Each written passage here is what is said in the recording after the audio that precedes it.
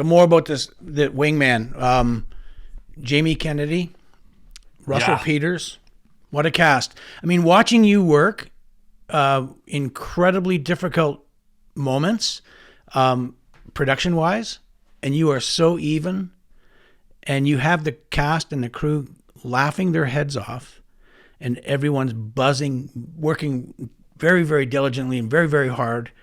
Wow. And no, the stress level, like you acted in it, you started it, you wrote it, you produced it, you directed it. The pressure was intense every moment, man. I watched you work, and it incredibly even.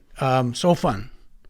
Oh, thank you, Randy. Well, it was one of the hardest things I've ever done. I never let on when I was there. My mission was just to stay focused. I wouldn't have guessed that. And do every scene one scene at a time and get through it and try to have as much fun as I could. But I never told anyone this, but when I'd get home every night, I'd get there at 5, 6 in the morning and I'd get home at 10, 11, 12 at night.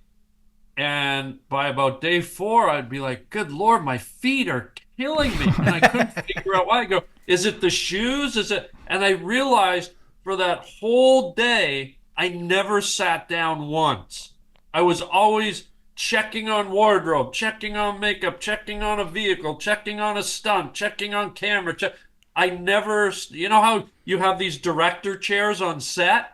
I think my ass was in that chair a total of 4 minutes the whole movie. Yeah. And the brain just kept going and going. And surprisingly, somehow I had the energy. I never felt tired. I think because I was so excited to do it and it was so fun, but it required so much focus. There's so many moving pieces. And again, you guys helped make it easier for me because you were so in tune with what you were doing. You guys know what you're doing. So again, thank you. By the same token, you're incredibly generous in your accepting my suggestions on certain things, and that doesn't happen a whole lot. So I loved it. Yeah, it's great. I said on day 1, I don't know if everyone heard me, but I said I'll never say no to a good idea, and so whenever someone approached me or threw an idea at me, I was like, let's hear it, and if I can use it, I will. But I had to delegate it very quickly.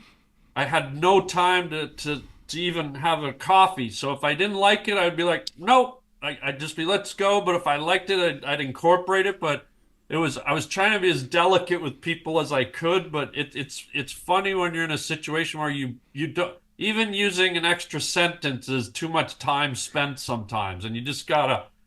So, but no, I appreciate all the input, and I got some great ideas from people, and I used the stuff that I thought would benefit the movie, and the other stuff I would just move on. I remember when we went to the airplane museum. Yeah.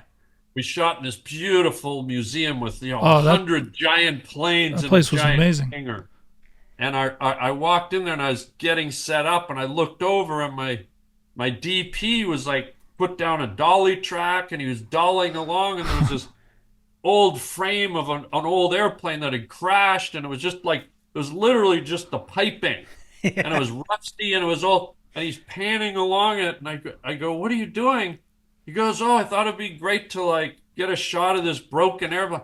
I just went, no, we've got a hangar full of gorgeous airplanes. That's what we're filming. We don't want to start the scene with a that has no reference to the movie. And so just like that, it was like done. And he was cool. He went, got it, okay, and he moved on. But Beautiful. This is how I had to work. Yeah, man. I couldn't take time on anything.